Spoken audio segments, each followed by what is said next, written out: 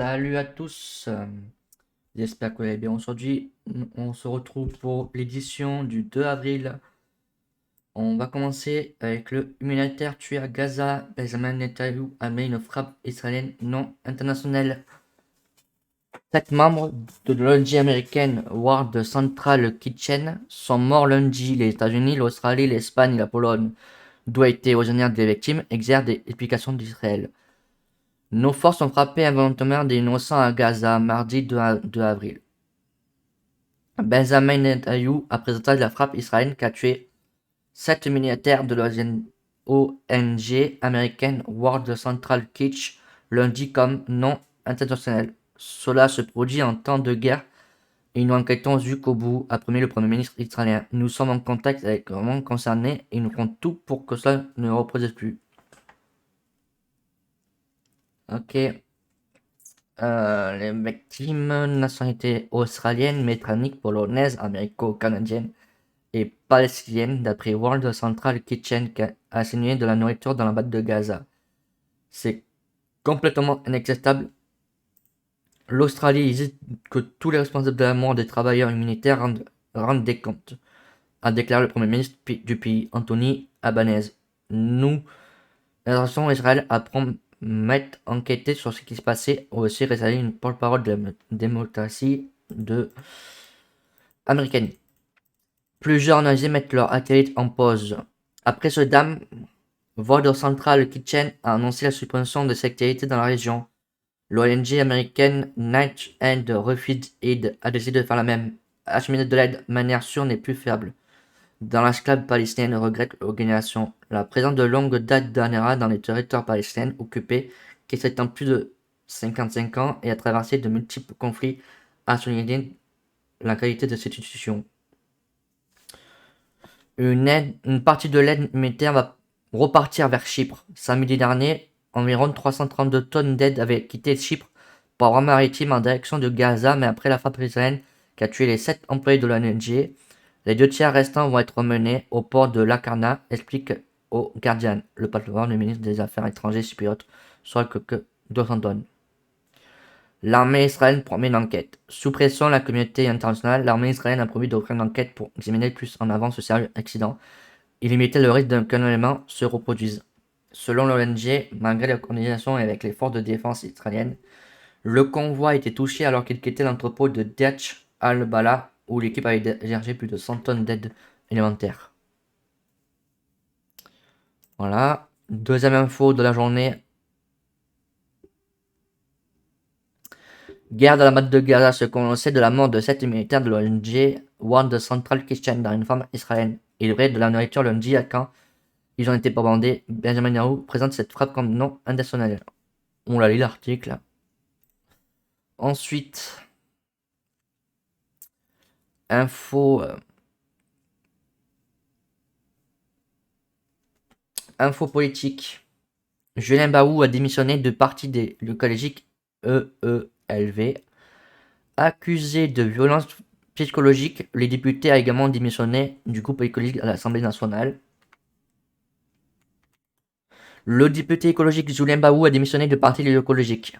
Europe Écologique Les Verts a appris France Info mardi 2 avril auprès de sources parlementaires. Dans la matinée, il avait déjà quitté le groupe de parti écologique à l'Assemblée nationale. La présidente du groupe, Silienne Santelé, a annoncé dans la boucle de messagerie des députés. Le député de Paris en retrait depuis une plainte de son ex-compagne qu'il accuse de violence psychologique depuis début mars. Il avait pourtant été maintenu au sein du groupe parlementaire lors d'un vote il y a moins d'une semaine. À la suite de ce vote, les jeunes écologistes ont déploré ce résultat, qui n'est pas à la hauteur de nos engagements pour la lutte contre les violences sexistes et sexuelles. En septembre 2022, Julien Baou, alors patron de parti écologique et co-président du groupe de l'Assemblée, s'était déjà mis en retrait et avait démissionné de son fonction de la cellule interne délibérée sur les violences sexistes et sexuelles. S'était auto-saisi pour enquêter, mais 6 mois plus tard, le groupe écologique avait acté la fin de la mise en retrait de députés. Faute d'avoir pu entendre la plaignante, Julien Baou s'était alors estimé innocent.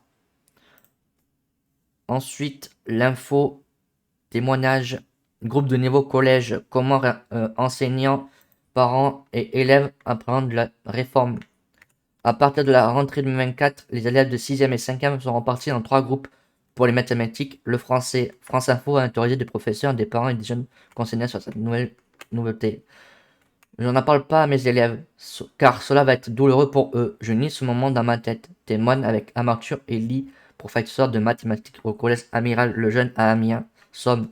Promesse de Gabriel Attal lorsqu'il était ministre de l'Éducation nationale dans le cadre de la réforme du socle de savoir. Les groupes de niveau n'en visent pas de diviser l'école. Ils sont pourtant effectifs de la rentrée 2024. Pour les élèves de 6e et 5e en mathématiques et en français, avant un largement au 4e et au 3e en septembre 2025. Pour chaque gros chapitre seront consignés un groupe de collégiens à l'aise, un groupe d'élèves moyens et un groupe pour les plus en difficulté. Si l'objectif s'affiche est de rehausser le niveau général. L'initiative succède de la colère des syndicats enseignants en grève pour cette raison et celle de la révélation du salaire mardi 2 avril. Il pointe une risque de tri des élèves et la timidation de ceux qui sont le plus en difficulté ainsi qu'un manque de moyens pour les mettre en place. Je suis tout à fait d'accord. Attal, bip. On va pas dire les thèmes. C'est un parce que y a pas assez à l'école déjà d'enfants qui se font harceler. Il faut en mettre encore plus, un autre truc en plus. Franchement, dire toi t'es mauvais, mais regarde je suis meilleur en maths. Regarde toi t'es en français t'es nul et moi je suis plus bon. T'es nul, t'es nul. Ouais. On le sait qu'il y aura quoi. On le sait en septembre 2024 il y aura quoi. Et en octobre et toute l'année scolaire 2024, 2025. On le sait. On le sait qu'il va y avoir quoi. On le sait. C'est vraiment n'importe quoi. C'est grave. S'il y a des morts d'élèves, moi je le dis. Moi je le dis. Moi, Thomas, je le dis. S'il y a un mort d'élèves, ça sera la faute à Attal. Voilà. À partir de 2024, en septembre 2024, ça sera à cause de Attal s'il y a un mort. De 6e, 5e. Voilà. Qui se suicide. Ça sera à cause de Attal. Et tout le monde devrait faire grève. Tout le monde. Tous les profs de France entière, tout le monde devrait faire grève pour ça. Tout le monde. Parce que c'est dégueulasse. Vraiment, c'est dégueulasse. C'est dégueulasse. Oh, c'est pour rechausser le niveau de la France. Oh, espèce de... le niveau de la France, il est déjà bon. Il est déjà bon, le niveau de la France. Il est très bon, même. Oui, il y a que quelques élèves qui sont en difficulté. Mais ces élèves-là, il faut les aider. Il y a la SECPA, il y a plein de choses. Il y a plein de moyens à mettre en place.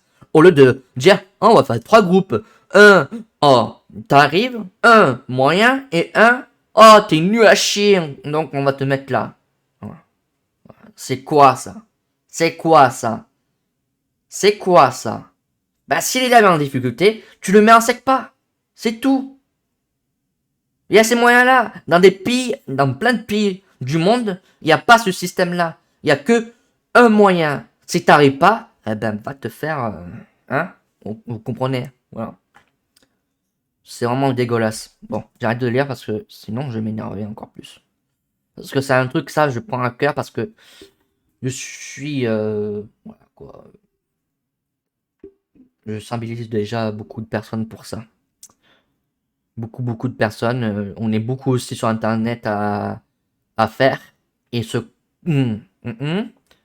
va faire tout mettre à la poubelle. Voilà. Il va tout mettre à la poubelle.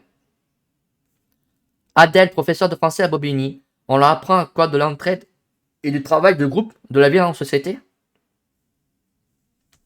C'est n'importe quoi, bref. S'il y a des morts, ça sera à cause de Attal. Voilà. En septembre 2024. Arrêtez-moi, Jacques et Randry réagit à une loi écossaise en gravant des peines contre les auteurs d'immigration, notamment transphobes. Une ministre écossaise a estimé que la célèbre autrice peut être poursuivie pour position tranchée contre les personnes trans. Elle a répliqué en un message sur les réseaux sociaux. L'autrice d'Harry Potter pourrait-elle arrêter pour ses prises de position sur Internet? L'hypothèse a été évoquée par le ministre écossais lundi 1er avril alors qu'une loi qui aggrave les peines pour les auteurs d'immigration. La romancière à l'origine des aventures des sorciers Poulard, résidence écossaise, s'oppose depuis des années aux violences aux personnes étrangères. Ouais, ok. Arrêtez-moi. Auparavant, elle publiait des photos de personnalités trans connues, en particulier des criminels, se moquant du fait que ces personnes soient des femmes trans. La liberté d'adolescent prend fin en Écosse si la description précise le sexe biologique est considéré comme criminel. Écrit la romancière visiblement énervée. Euh, bref. Budget. Gabriel Attal lance une mission parlementaire sur la taxation des rentes. Le Premier ministre attend réduire le déficit public français qui a atteint 5,5 du PIB 2023. C'est à cause de toi, mongol. Voilà, désolé, maintenant j'en ai marre. C'est à cause de toi, trou du cul. C'est ça. On a un cadre désendetté le pays, ouais, bien sûr. Il te reste 3 ans, mon pote. En 3 ans, tu as arrivé à endetter le pays. Allez, arrête. Arrête. On n'est pas dans le pays de Moussonos, c'est si. Hein. Alors, il faut faire minimum 160 colis de l'heure. Les salariés de la logistique en grève pour réclamer de meilleurs salaires. À quelques jours de nouvelles réunions de négociation annuelles obligatoires, les syndicats du secteur de la logistique mettent la pression et appellent une grève mardi pour obtenir de meilleures rémunérations. Entre 3,5 et 5 d'augmentation. En guillemets, on est les seuls noirs de l'écope de Jola. Ok. Soupçon de proscrit à Ad, on vous rend compte que le Rambocolex affaire dans laquelle le maire, une variante et 2 cas différents sont mis en examen. L'élu Gilles Dehan, en décembre provisoire, dit avoir été payé depuis corrompu par Medium. Elle aussi en prison. 2 cas de groupe de travaux publics sont également poursuivis. Nous sommes la risée de la France. Thierry Nadal, médecin et conseiller municipal d'opposition à Émeric Dac, se confie à France Occitanie. Non, rien ne toujours pas. Le 21 mars, le maire de cette commune de l'Hérault, Gilles Théor, a été mis en examen pour prise illégale d'intérêt et corruption et au placé en détention provisoire. L'élu locaux est accusé d'avoir été compris par un présomptueux médium. La demande de remise en liberté de l'édite doit être examinée par la Chambre d'instruction mardi de avril. François Info revient sur cette affaire. Ouais. Une femme reconnaît s'être fait passer pour être surnaturel afin de donner des avantages. Le maire dit avoir été avoué par une voix et des membres avoir commis un quelconque délit. 2 cas différents mis en examen pour un financement simple occulte de travaux au domicile de la Verne. Un collectif de citoyens demande la démission du maire remplacé par son premier adjoint. Voilà. L'actrice Isabelle Huppert interpellée sur scène par un spectateur qui réclame sa dépréparation. L'intervention récente d'Isabelle Huppert par un spectateur dans un théâtre parisien interrogé sur l'attitude publique pendant une pièce et sur réaction complexe vis-à-vis des mises en scène déroutantes voire transgressives. Une mise en cause du choix de mise en scène tranchée de Romeo Caccioletti. Le théâtre comme une arène. Ensuite, on passe aux infos. Donc, aux infos, il y a quoi qui est bien là. Cru Loire, il a bien orange, a été levé, reste sous surveillance. C'est monté à une vitesse folle. Ce matin, je suis allé chercher un Montpeigne. J'étais en basket, peut-être une mineure. Et après, il avait de l'eau partout. J'ai dû mettre mes bottes. Déplore une émission de Noirte. Voici quelques matchs de Serra-Rivière qui débordent actuellement à Chablis-Huon. Pour rappel, le département est toujours en vigilance rouge pour cru. Voilà, quelques images.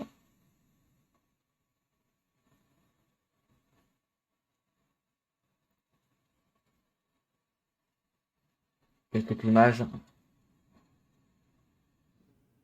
Voilà. Dans le comité, Anaïs Leleu, ex-compagne du député Julien Daou, réagit à l'émission du parti écologique. Elle accuse de violence psychologique et a porté plainte contre l'élu pour harcèlement moral et abus de faiblesse. Début mars, elle attend désormais du parti qu'il fasse tout en son pouvoir pour qu'elle telle situation ne pose plus jamais. Israël Bassine, le secrétaire américain Anthony Blinken, réclame une enquête rapide et impartiale sur la mort de 7 militaires d'une femme israélienne hier dans la bande de Gaza. Nous avons parlé directement aux autorités israéliennes. Nous avons accepté de mener une enquête rapide et impartiale pour comprendre également ce qui s'est passé, a déclaré lors d'une conférence de presse à Paris.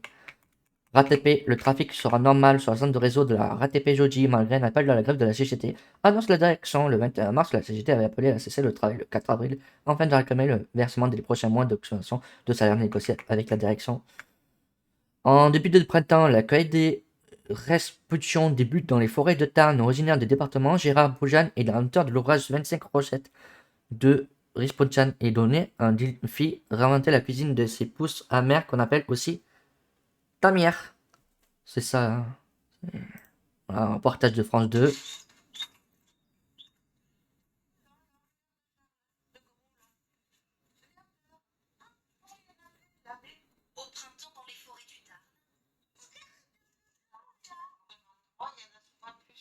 Voilà, un reportage de France 2.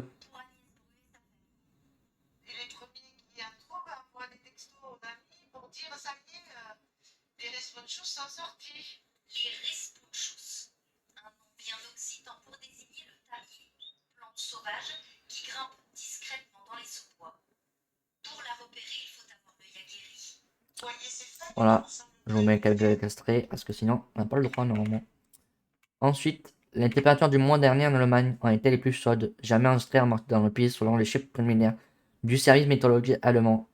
Les températures de février ont été également les plus chaudes jamais enregistrées en Allemagne, précise le DWD en mars.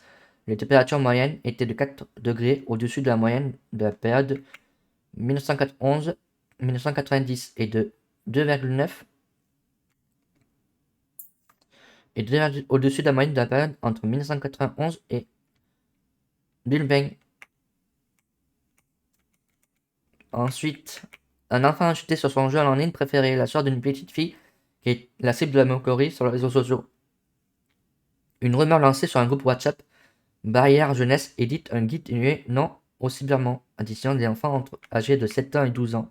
Ce guide déjà disponible en ligne sera disponible dès le 15 avril avec le magazine Altriprix, J'aime lire et Image Doc. C'est très bien ça. Pour l'agence de notation FIST, les logiciels de baisse du déficit français sont peu ambitieux et de plus en plus hors de portée. Fitch doit publier sa nouvelle fluctuation de la France le 26 avril. Il y a un an, l'agence avait baissé la note de la France de AA à AA-, avec perspective de stable. S'ils disent ça déjà, on va avoir une surprise le 26 avril. On va être rouge. Israël et Palestine, le secrétaire d'État américain Anthony Blinken, Israël doit faire davantage pour protéger les civils innocents.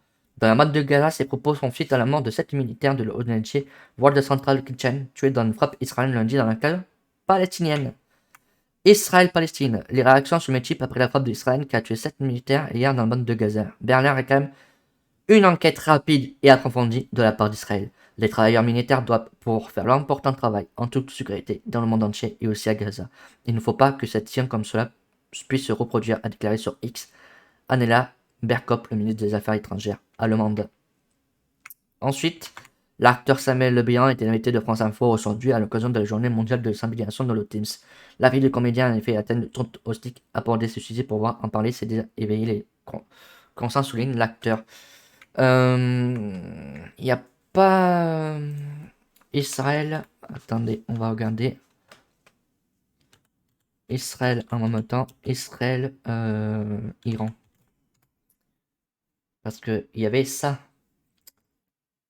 Tout.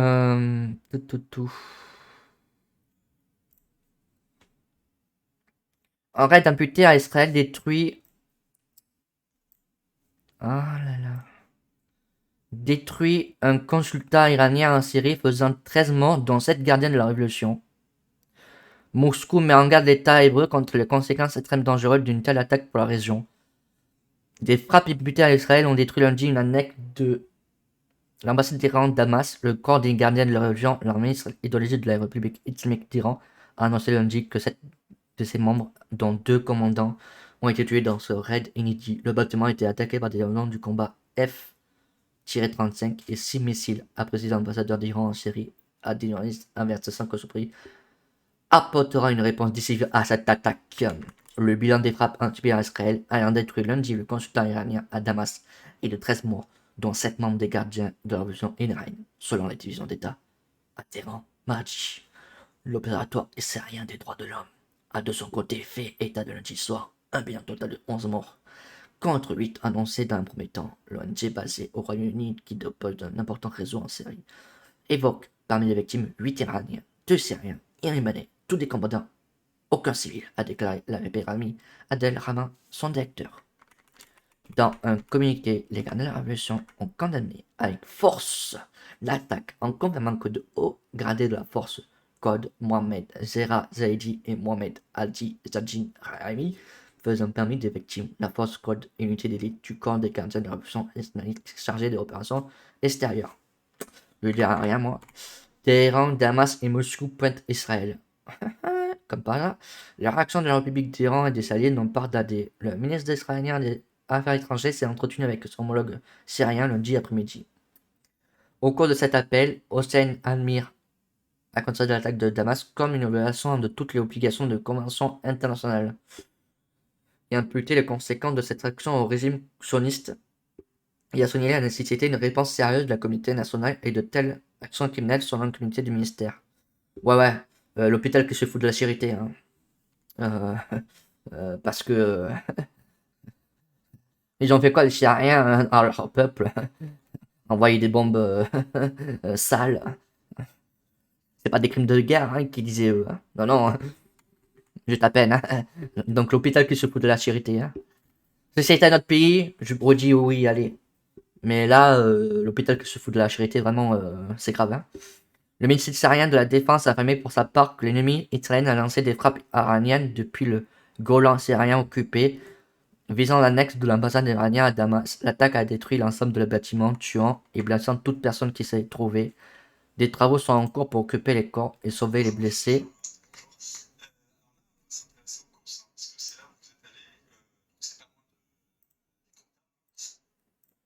Lundi soir, c'était au tour de Moscou de condamner une attaque inacceptable en accusant Israël d'être responsable. Nous demandons aux dirigeants israéliens de cesser les actes de violence armée provoquant contre le territoire de la Syrie et des pays voisins, a averti le ministre russe des Affaires étrangères d'un comité, mettant en garde contre les conséquences extrêmement dangereuses pour la région. Le Hezbollah a également réagi en affirmant que le raid d'Israël en Syrie sera puni, bien sûr. C'est vous servez de punir. Hezbollah, mes couilles. L'agence de presse israélienne nous a fait savoir. C'est bon. Donc, maintenant, on va passer aux résultats de foot. La Liga. Le dernier match de hier était Villarreal contre Atlético Madrid. 2-1 pour Atlético Madrid. Classement. Tout Naxal face au possible départ de Grand en Madrid. La Liga dénonce des actes. Ensuite. Atlético Madrid, 4ème, 58 points, à 2 points de Atlético Bilbao. Et partons que Grenade va jouer contre Valence. Donc ok, ça marche en retard. Donc comme je dis hier, s'ils ne gagnent pas le match en retard, ils sont morts. Ils sont en 2, Ligue A2. La Ligue 2, hier, il y a eu un match de la dernière journée. De la 30e journée, Ajaccio-Auxerre. Auxerre a gagné 1-0. Le classement. Alors le classement fait quoi le classement? Auxerre, je pense qu'ils sont premiers. C'est sûr. Auxerre premier avec 58 points. Angers deuxième avec 53 points. Donc ils ont 5 points de différence. Saint-Etienne troisième 51 points à 2 points de Angers. Laval 48 points. Rodec 5e 48 points. 6e Caen 45. 7e Guingamp 43. Et les derniers sont 20e, 19e, 18e qui descendent en national. C'est Concarneau 18e, 33 points. 19e, Kilvy, 28 points. Valenciennes avec 17 points. Bon, eux sont direct en Ligue 2. En national, pardon. En Nancy, ils vont faire les barrages, non? Non, pas le barrage. Ils vont être national direct. Ok. 17e, 33 points. À 2 points de 3 et à 3 points de Bastia. Donc, 8e Paris, 43 points. 9e Pau, 43 points. 10e Amiens, 42 points. Grenoble, 11e, 41 points. 12e Bordeaux, 38 points. Ajaccio, 13e, 38 points. Dunkerque, 37 points. 15e Bastia, 36. 3, 35. Ensuite, la Serie A. Les derniers matchs de hier. était à 18h, l'AS Roma nul 0-0. 20h45, c'était Inter Empoli. Inter a gagné 2-0.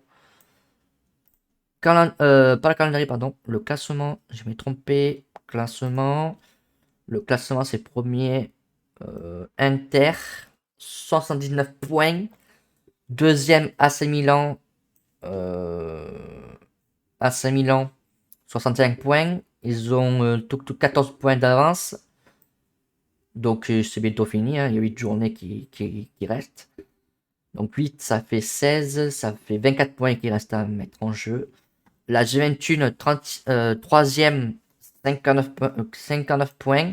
Bologne, 4e avec 57 points. À 2 points de la Juventus. L'AS Roma, 5e, 52 points. Ils sont à 5 points de Bologne. Ensuite, Atalanta, 6e avec 50 points. Ils ont un match en retard contre l'Infantina. Sartina, 20e, 14 points. Eux, ils sont en Série B. 19e, Sassuolo, 24 points. Empoli, 25 points. 17e, Frosinone, 25 points. Cagliari, 16e, 27. 15e, Hellas Verona, 27. Udinese, 14e, 28. 13e, Lecce, 29. 12e, Genoa, 35. 11e, Monza, 42. 10e, Fiorentina, 43. Mais ils ont un match en moins. Torino, 9e, 44 points. 8e, Naples, 45 points. 7e, Lazio, 46 points. Voilà. Ensuite, la Championship. Il y a eu des matchs hier. Leeds. Les résultats, on va aller. Nomme son nouveau coach, René Marcier. Leeds a gagné contre Hull 3-1. Ipswich 3-2 pour Leeds. Birmingham Preston 1-0 pour Birmingham. Coventry Cardiff 2-1 pour Cardiff. Middlesbrough Sheffield 2-0 pour Middlesbrough. Plitch Bristol 1-0 pour Bristol. Rotterdam Millwall 2-1 pour Rotterdam. Stoke Hull 1-1. Sunderland Blackburn 5-1 pour Brackham. Swansea Ken plus comment plus son nom. 1-0 pour Ken. West Brom Watford 2-2. Leicester Norwich 3-1 pour Leicester. Le classement. Et ils ont des matchs sur vendredi. C'est pour ça qu'ils ont fait ça. Ipswich premier 87 points. Leeds deuxième 86. Leicester ils ont un match en moins donc ils pourraient passer premier s'ils gagnent. Donc il sera 88. Southampton, ils ont 2 matchs de retard, donc 6 points peut-être. Donc ça fait 6 points, ça fait 80 points. West Brom, 5e avec 68 points. 6e Norwich, 64. 7e Coventry, 60 points. 8e Preston, 59. Middlesbrough, 58. Hull, 58. Cardiff, 56. Bristol, 53. Sunderland, 51. Watford, 50. Swansea, 47. Kay, 46. Blackburn 45, Stoke 45, Millwall 44, Birmingham 42, Bleak 41. Et les derniers sont le 22e, le 23e et le 24e sont Huddersfield, Sheffield et Rotterdam 40 points, 39 et 23. Rotterdam sont en 3e division. La nationale, les résultats de nationale, il y a eu un match hier de la dernière journée. Paul Correa revient à Nancy. Ok. Donc, ça a commencé vendredi. Marignane contre Versailles 2-0. Le Mans, Épinal 1-0. Dijon-Nîmes 1-1. Sur les restarts 1-1. Châteauroux, Martigues 1-0 pour Châteauroux. Villefranche-Sochaux 2-2. Nancy, Gaulle 2-2. Avranches-Rouen 2-1. Niort-Orléans 0-0. Classement. Restart 56 points, Niort 49, Martigues 46, Nancy 41, Rouen 41, Le Mans 41, Dijon 38, Sochaux 37, Orléans 37, Châteauroux 35, Villefranche 33, Marignane 33 et les 1, 2, 3, 4, 5, 6, les 6 derniers sont Versailles, Nîmes, Gaulle, Avance, Épinal, Cholet avec 33 points, 32, 31, 26, 23, 21. Cholet sont en 4ème division. Épinal, pareil. Et même Avranches, on peut dire. Ensuite, la Liga Portugal. Le résultat sont les suivants. Gilles Finance contre Famalicão, 2-1 pour Famalicão. Benfica Savès, 1-0 pour Benfica. Estrada Sporting a gagné 2-1. Guimarães a gagné 1-0. Arouca Fares, 2-1 pour Arouca. Boavista Rio Ave, 0-0. Estoril FC Porto. FS Porto, ils ont perdu 1-0. Ça, c'est la grosse surprise du week-end. Vizela Casa Pia, 4-0 pour Casa Pia. Et Portimas Braga a gagné 5-3. Classements sont le suivant. Premier sont Sporting avec 138 points. Deuxième Benfica. Sporting, ils ont un match en moins, pardon. FC Porto 58 points. Braga 56. Guimarães 53. Morens 42. Arouca 37. Famalicão un match en moins 31. Casa Pia 30. Boavista 29. Gilles 28. Estoril 28. Fares 27. Rio Ave 26. Estrada 26. Et les derniers sont 18e et 17e Vizela Salves avec 21 et 19 points. Et le 16e qui fait un barrage, c'est Portimonense, 23 points. Ensuite, on passe au tennis. Les résultats de hier.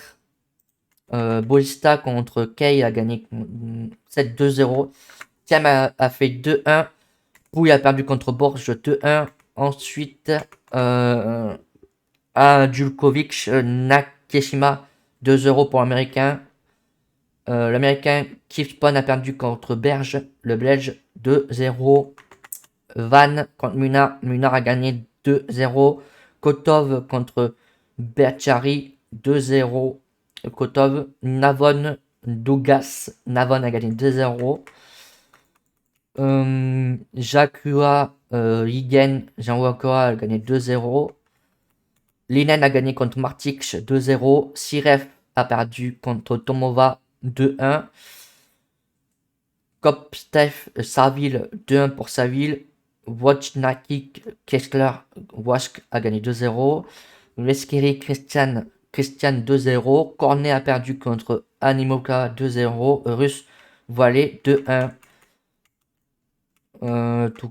Les doubles on s'en fout. Et voilà. Et demain on verra les autres résultats. Donc pour la météo, maintenant on passe à la météo du mercredi 3 avril. Pour le matin sera minimal 5 degrés pour Bourg-Saint-Maurice, maximal 15 degrés pour Biarritz. La plupart du pays sera sous la pluie et le nuage.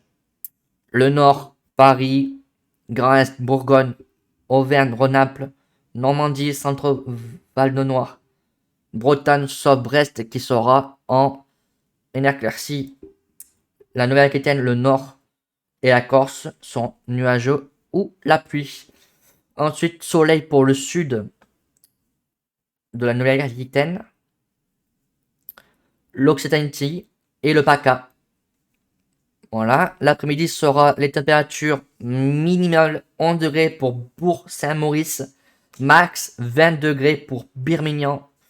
Il faut rajouter tout le temps 5 degrés en plus au soleil, donc ça fait 25. Le temps, pareil que le matin, sauf pour Paris, éclairci maintenant, Corse, éclairci, et Brest, nuageux maintenant. Voilà, pour demain. Sinon, Paris, c'est fait 16 degrés. Par exemple, Marseille, 17. Ajaccio, 18. Tarbes, 19. 18 pour Biarritz. Toulouse, 19. Montélimar, 19. Des belles températures. Des très belles températures. C'est entre 16 et 20. C'est très bon. Bon, eux, sauf sur la pluie, bien sûr. Mais eux, au soleil, sont très bons au soleil. 19, 15, 18, 17, 15, 20, 18, 19, 18. C'est entre 25, entre 20 et 25 degrés. Donc c'est très bien au soleil pour demain après-midi. Pour les enfants, ils sont là. Et toujours vigilance rouge pour la Saône-et-Loire pour cru. Et Yonne pour cru. Côte d'Or orange pour cru. Onmark pour cru. Et Aube pour cru. Et jaune c'est pour cru aussi. Le Gard, le Vaucluse, Bouches-de-Rhône. Finistère c'est vent, pluie, inondation. Donc soyez vigilants si vous sortez. Soyez vigilants. Très vigilants pour déjà crue majeure sur la Manson 89 et la Crue 71, crue importante de Marouane à la Champagne 10, 21 et 52.